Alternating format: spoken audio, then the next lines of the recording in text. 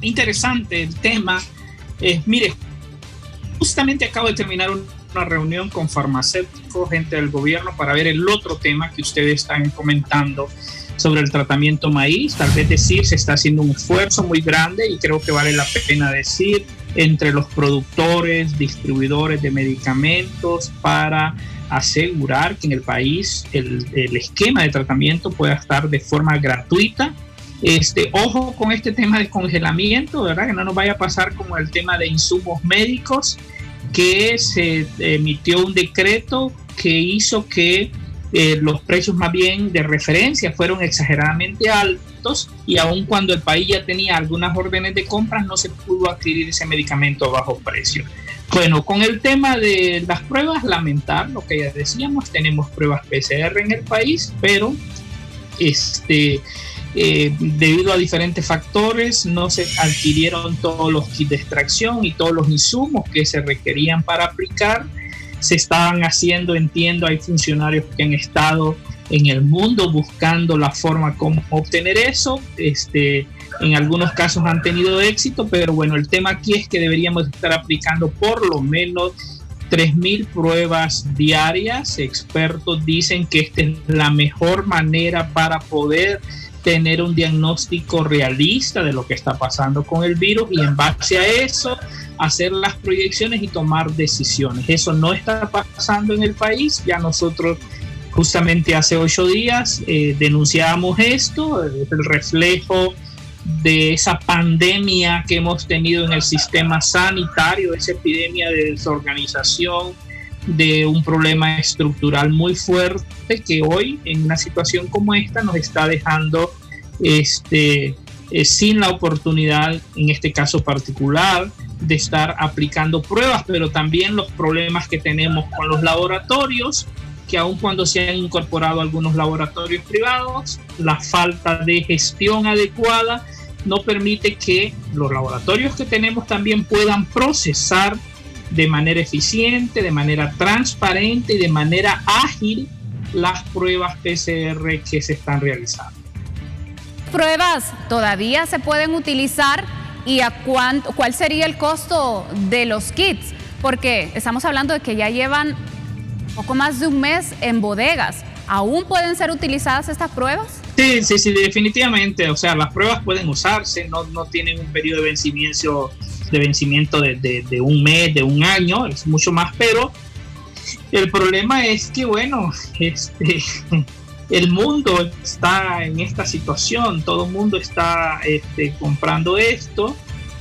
Hay países que han evitado que algunos productos salgan, entonces entiendo que no está siendo fácil la adquisición de esos insumos. O sea, estamos pagando muy caro la inoperancia y la falta de planificación en este momento, y ahora podemos tener los recursos, pero entiendo que en el mercado está siendo muy difícil obtener esos insumos. ¿Hubo una cotización previa a la compra de estas pruebas, o únicamente el gobierno buscó quizá la organización que estuviera vendiendo esas pruebas? ¿Hubo alguna Las cotización? pruebas fueron compradas en Corea del Sur, son pruebas de calidad, es una empresa, la mayor empresa en el país. Se compraron incluso a un precio correcto, $7.50 por prueba. Para ponerle una referencia, Costa Rica compró a casi 10 veces más, porque es una guerra de mercado y eso hay que tener cuidado. O sea, el problema más grande no está ahí, el problema más grande está en la planificación, en el desorden. ¿De qué sirve que hemos tenido pruebas si al final no las podemos usar? O sea, al final ahí hay un problema, y eso también tiene un costo altísimo. Cuando vemos la pérdida en el país, no solamente es porque alguien se roba el dinero, sino también por la falta de capacidad, la falta de planificación. En este caso particular es lo que ha pasado y es lo que lamentamos. Ahora, ¿qué es lo que ha mencionado el gobierno hasta este momento? Porque ya llevamos más de un mes, reiteramos, con estas 250,000 pruebas embodegadas.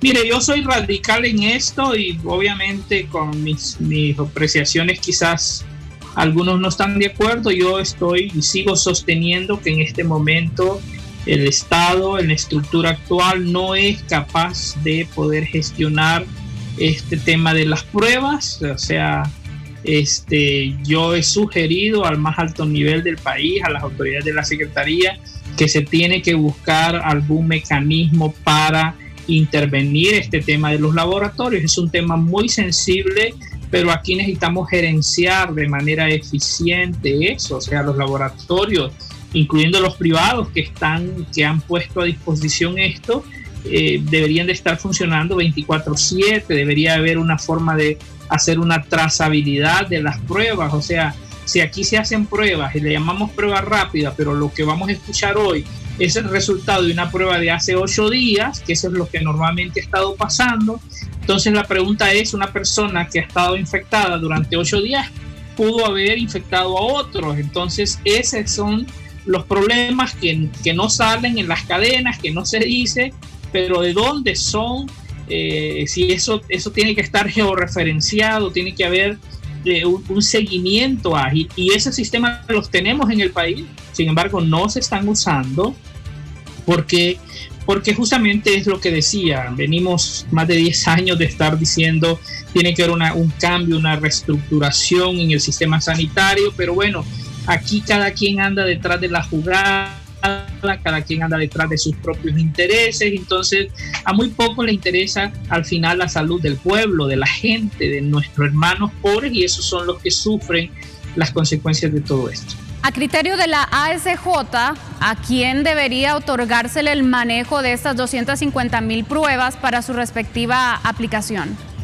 Había que buscar un mecanismo. Ya hay mecanismos en el país. Ahora mismo yo acabo de terminar una reunión y, por ejemplo, el caso del tratamiento maíz se va a hacer a través de un fideicomiso que se administra y que administra todas las compras de medicamentos en el país. El tema de la distribución, si queremos asegurar que ese tratamiento llegue en tiempo y forma y de manera oportuna y con un sistema a la gente que puede estar contagiada o infectada de esto, pues tampoco tiene la capacidad la Secretaría de Salud de hacerlo. O sea, yo se lo digo porque conozco la Secretaría, ellos saben. Entonces, lo mismo con este tema de exámenes. O sea, los laboratorios tienen capacidad y son muy buenos y tienen tecnología y hay buena gente también de procesar los exámenes regulares, pero en un momento como esa capacidad no la tienen. O sea, aquí tenemos una cultura laboral de que trabaja 6 horas y acuérdese que está el estatuto y que está la otra cosa. Entonces eso no puede pasar en este momento. Tenemos que encontrar, yo no sé quién en particular, pero sí tiene que encontrarse un modelo descentralizado donde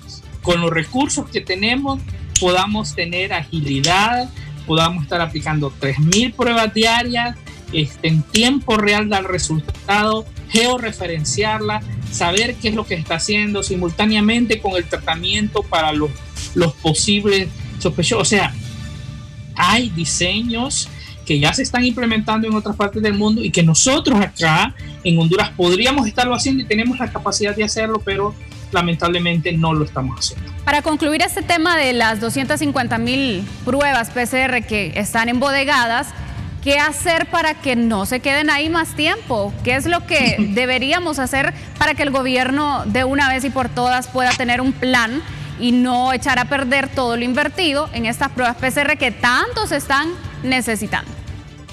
Bueno, y ahora algunos están hablando de que hay que manejar esto de manera con diagnóstico clínico solamente, ¿verdad? Ya no las pruebas.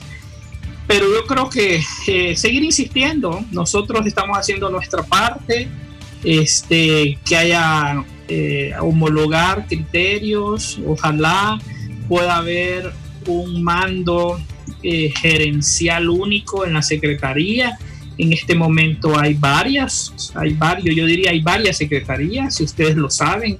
Hay una en San Pedro Sur, hay otra en el norte, hay otra en el sur, hay otra por otro lado. Entonces, esa estrategia que no la entendemos, pero esa es la realidad, ¿verdad? Entonces se necesita control, se necesita orden, se necesita gerencia, se necesita un mando unificado y que se es las órdenes y se cumple, y el que no cumple va afuera. Pues eso es lo que haríamos y eso es lo que hacemos en el sistema privado. Lamentablemente en el Estado eso no es posible, pero yo creo que una tragedia como esta no da lugar para la inoperancia, no da lugar para la indiferencia. Al final se trata de salvar vidas y salvar las vidas de nuestros hermanos más pobres, que al final son los que al final terminan siendo más dañados. Sin duda alguna, todos los ciudadanos hondureños que son los que menos tienen, o ese sector de la población que menos tiene, son los que en crisis como esta lamentablemente se ven más afectados. Precisamente teníamos hace un momento la tabla de los precios que se está solicitando que se congelen del tratamiento maíz, que asciende a más de 2.000 lempiras, cuando en un inicio estaba en un costo de alrededor de 1.800 lempiras. ¿Es correcto esto que están solicitando? No, estaba mucho menos, perdón. Estaba justamente mientras entré aquí, estaba hablando con algunos de los farmacéuticos. Estaba muchísimo menos. Entonces, tenemos que tener cuidado, ¿verdad? Porque algunos acaparan y entonces después vienen y logran que se congele, pero se congeló el producto a 1.000, 3.000% más. Y esto también esto no es justo. Entonces, hay que tener mucho cuidado, muchísimo cuidado en esto. Entendemos que no está siendo fácil adquirir algunos insumos, obviamente, porque ya tenemos la dicha, y gracias a Dios por eso, Dios es bueno, que este tratamiento está teniendo un efecto muy, muy positivo y evitando que la gente se complique. Pero tenemos que tener mucho cuidado cuando hablamos de que se congele a ese valor, porque hay que ver cuál era el valor hace 2 meses, hace un mes, ¿verdad? Y no estemos congelando, porque ya lo vimos con la mascarilla, ¿verdad? Se congeló a un precio exageradamente alto, se puso, y entonces habían procesos de compra ya, órdenes de compra a un precio menor, pero lo que pasó que el proveedor quitó las órdenes de compra y con justa razón y dijo, no, mejor venga y ahora cómprenme al precio que ustedes o que el Estado mismo definió, ¿verdad? Entonces, ¿a qué responde? Hay que tener bastante análisis en esto, ¿verdad? ¿A qué responde este precio de más de 2.000 lempiras y cuál sería el costo a congelar de acuerdo a los datos que ustedes tienen? Miren, todavía no estoy justamente en eso. Ahora mismo tengo aquí en mi escritorio, estaba hablando y analizando varios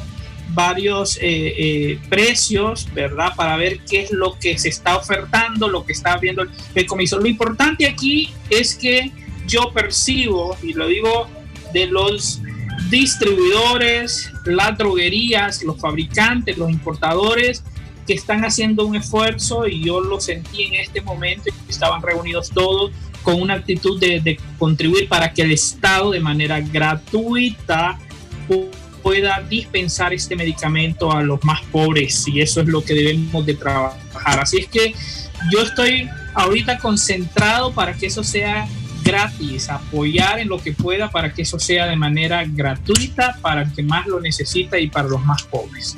¿Hay algún tipo de dato o un estimado que dé a conocer la capacidad que hay actualmente de los medicamentos que tienen este tratamiento maíz? Es decir, ¿cuánto medicamento hay para el tratamiento?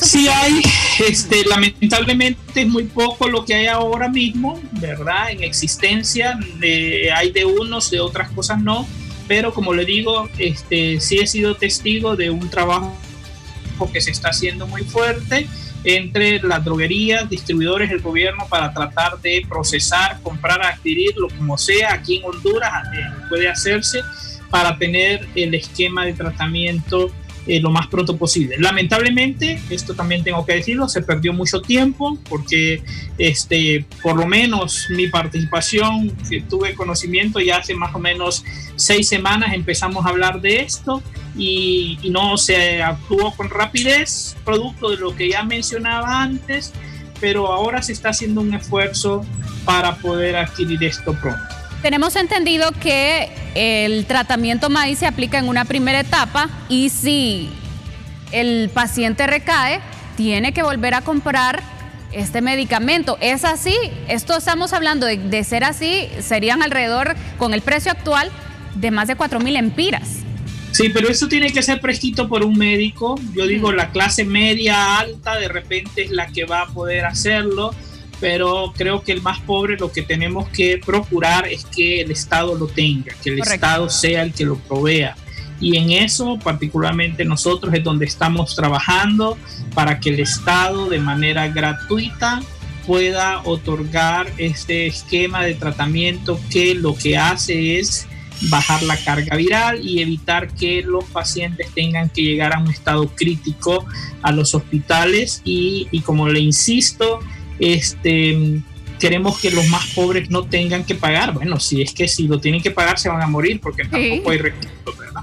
Sin duda alguna, y más aún al precio que están solicitando se congele, más de 2.000 lempiras. No hay en el bolsillo del hondureño, lamentablemente.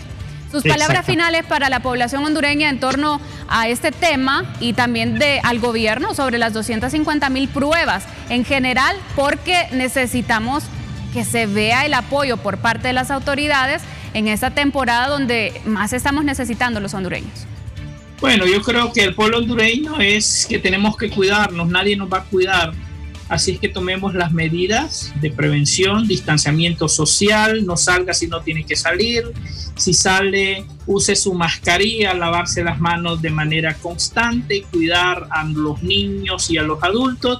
Y al gobierno, bueno, una vez más queremos que sean eficientes. Ojalá esa Secretaría de Salud pueda, a partir de este problema que tenemos de manera coyuntural, nos permita transformar el sistema sanitario en el país. Y gracias a ustedes. Como última consulta, si el mercado nacional no puede suplir o abastecer de los medicamentos que se requieren para el tratamiento maíz, ¿cuál sería el plan B? Se está yendo al mundo, o sea, se está buscando en todos lados, ¿verdad? Lo importante es poderlo tener aquí en el país y yo soy optimista, yo creo que sí se puede, como le digo, después de escuchar a productores, drogueros, importadores, hay grandes posibilidades pero claro, van a pasar algunas semanas, lamentablemente. Ojalá esto no se complique, ¿verdad? Por eso es que tenemos que tomar las precauciones para poder tener los esquemas aquí, por lo menos unos primeros 700.000 esquemas de tratamiento para igual número de hondureños. Y en eso se está trabajando. Usted mencionaba hace un momento que sí se tiene en capacidad para poder atender pues los casos que actualmente hay. Hablamos de más de 3.000 casos. También estamos preparados. Ya lo están haciendo. De hecho, por eso ha bajado parte de la mortalidad. Ya se está, tanto el Instituto Hondureño de Seguridad Social, el sistema de salud, ¿verdad? Tiene sus reservas y con eso está tratando a los pacientes que están ahora mismo y por eso quizás todavía, o eso es lo que quizás ha motivado o ha provocado que no, las salas de cuidados intensivos no estén totalmente colapsadas. El último dato que vi es que ya están en un 80 o más %.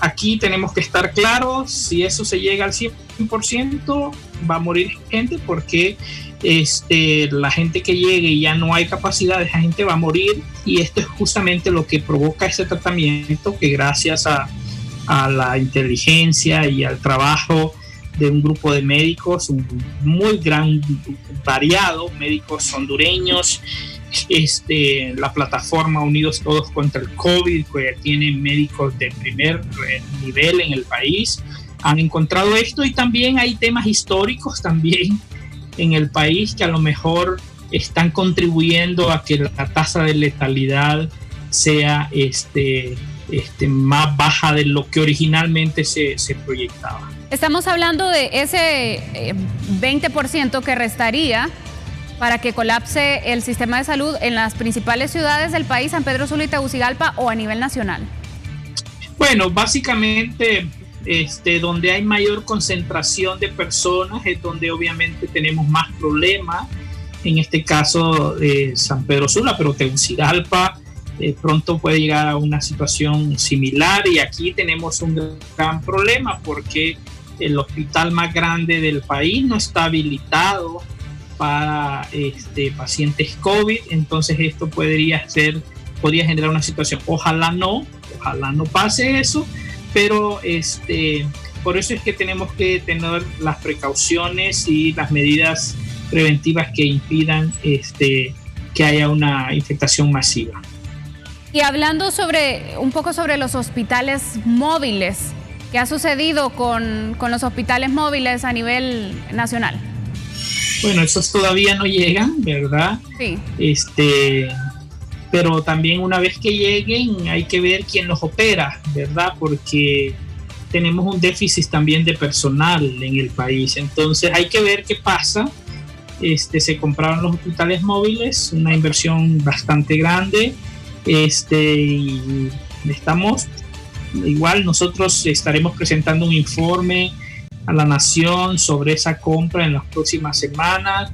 Y esperaríamos que el gobierno de la República y la Secretaría esté haciendo las planificaciones adecuadas para que una vez que lleguen, se instalen, puedan empezar a operar, ¿verdad? Y puedan fortalecer la red hospitalaria en Honduras. Agradecemos muchísimo su tiempo aquí en 24 Meridiano, siempre al pendiente de conocer más detalles también y sus opiniones y el trabajo que la ASJ está haciendo en esta temporada de pandemia. Muchísimas gracias, don Carlos. Un placer, saludos, buenas tardes. Importante.